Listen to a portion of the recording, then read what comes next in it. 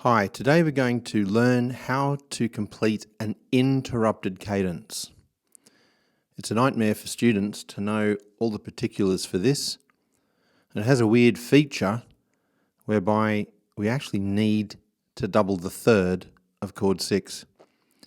So we've got some strange things to sort out here, but the answer is I have a secret, and it's very easy. So let's get to it. What is an interrupted cadence?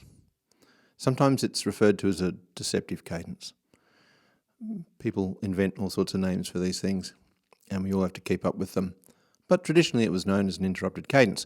Why? Because it goes from chord 5 to chord 6. So it's very distinct. So a cadence is the ending of a phrase. A cadence is a way to form a phrase ending. So some phrases return to the tonic, and so they sound finished. Other phrases either return to the dominant, sounding open-ended, so they don't sound finished. And another type of unfinished cadence is the interrupted cadence, because it returns from chord 5 to chord 6. And chord 6 is a substitute for chord 1, so it's almost like going to the relative minor key, but it doesn't really do that properly. So it's just a midway cadence to prevent and hold off a final return to the tonic. But there are some rules about it, and so we're going to try to examine those rules. So I have one here. Here is a wonderful interrupted cadence going from chord 5 to chord 6. So let's look at the components. We need the bass voice going from chord 5 to chord 6. So I've got that in place there. There's chord 5 going to chord 6. Now, we also have the leading note in chord 5. So we don't want to frustrate the movement of the leading note. So we'll let the leading note rise to the tonic. So in C major, that's our B in the dominant chord, moving to the C in chord 6 now. So B to C, leading note to the tonic. So that makes sense. That's easy to understand. But then what do we need to do with the other voices? Well, herein lies a very big problem. See, going 5 to 6, I'm just doing this over here, chord 5 to chord 6 in A minor, even though it's looking a bit weird here.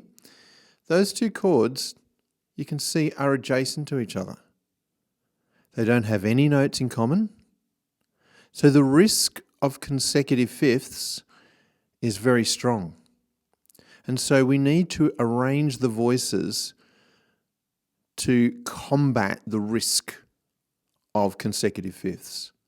So it'd be very easy for the fifth of the chord, the D in chord 5 here, in the G chord, to simply rise as well to the E.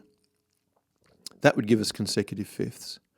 So what we need is to use contrary motion to combat this dilemma. So what we need are the other voices in the chord to step down. And so we end up with a simple formula that helps stop that. So, for example, if we double the root note of chord 5, which is always the strongest to double, then that can easily fall down to the fifth in chord 6. Or you can think of it in scale degrees.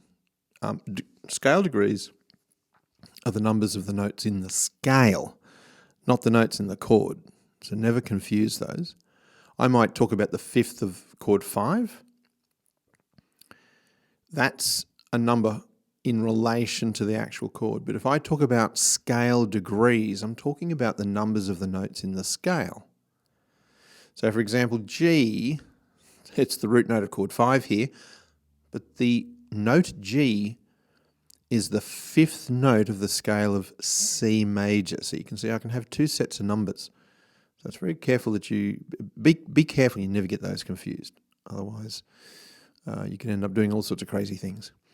So here we have the root note of chord 5, which is the 5th of the scale, descending down to the 5th note of chord 6. But I could sort of put a little formula there, 5 to 3, if I was to encode this into a secret little code. Then, of course, here I have the 5th of chord 5, descending to the 3rd of chord 6. And I hope you're spotting that I'm actually doubling the 3rd of chord 6. And this is the only exception where, particularly in the AMEB formula of 4-part harmony, they insist upon this being done. So they want the 3rd doubled. It is the traditional way to voice an interrupted cadence. All right, so we have a 7 to 8 up here, the leading note to the tonic. I have the 5th note of the scale going to the 3rd note of the scale. The D is the 2nd note of the scale going to the 1st note of the scale. And obviously we have the 5 going to the 6. The tonic, the 3rd in chord 6 is considered acceptable to double, mainly because it's the tonic, or the rationale provided is that it's the tonic of the key, and hence is not a bad note to double. Now we're going to apply this and see if we can do one in another key. Here's E flat major. Now here's a scenario whereby we've already got one of the voices. So maybe you're doing a 4-part harmony and you need to complete an interrupted cadence because you didn't want to return to the tonic yet. And so you need to do an interrupted cadence here. So we're going to see if we can follow these formulas, because it's important to understand, apart from the bass voice having to go to 5 to 6, the other parts of that cadence can relate to any of the 3 upper voices. So it's important to understand how we can use these resources when the soprano line has already been provided. Right, let's see if we can sort this out. Well, first of all, what is pretty easy to know is that the bass voice must go 5 to 6. So that's the first thing. Now, we can go through these steps. The leading note to tonic. Is the leading note to tonic there? No. So I'm going to put one in. And, oops. And look at this. That's a unison. That's okay. A unison is fine. You can't do 2 unisons in a row. Otherwise, that's consecutive unisons. And hopefully no one would be crazy enough to do that.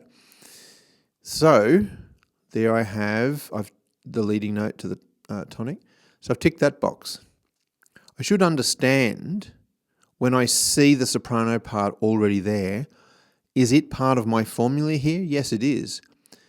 F to E flat. F is the 2nd note of the scale, E flat's the 1st. So there's my little 2 to 1 formula. All right, so 5th of chord 5 going to the 3rd of chord 6. So that's this step 3 here. So step 3 was already there.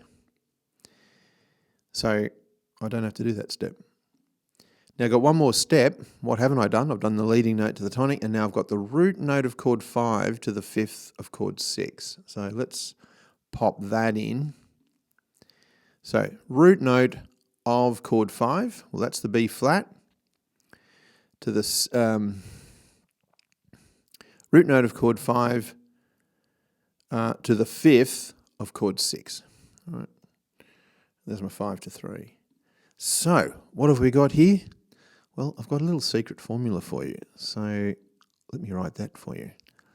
7 to 8. All right.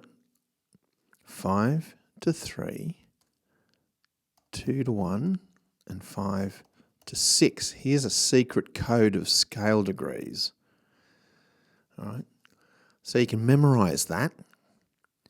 But remember, it's scale degrees. If you remember that and you're trying to complete an exam, you can pull out your secret little formula and you can probably answer the question extremely quickly.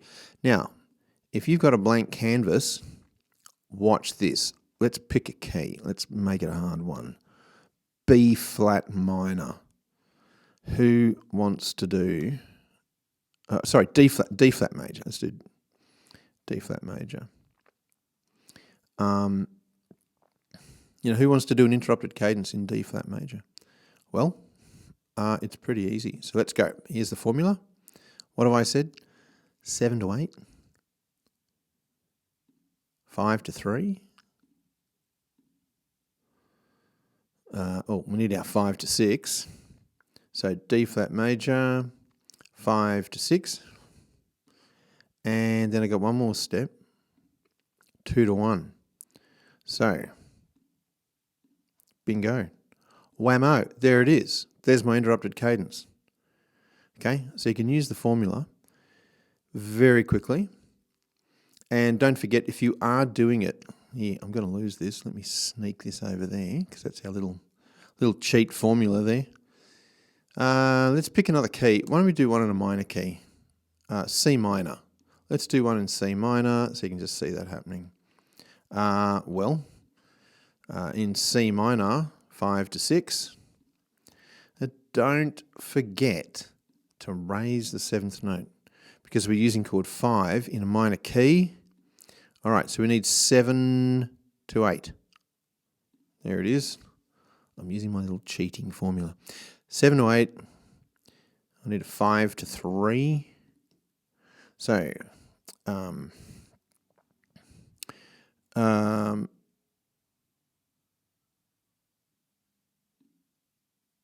2, 3. I need a 2 to 1.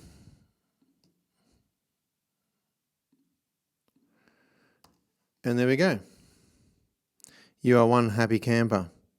All right, so go forth. Write down your secret formula. Keep that up your sleeve. Be careful when you got a melody. And make sure, double check that you've used the right notes and you end up with 2 notes up, 2 notes down. You can't go wrong.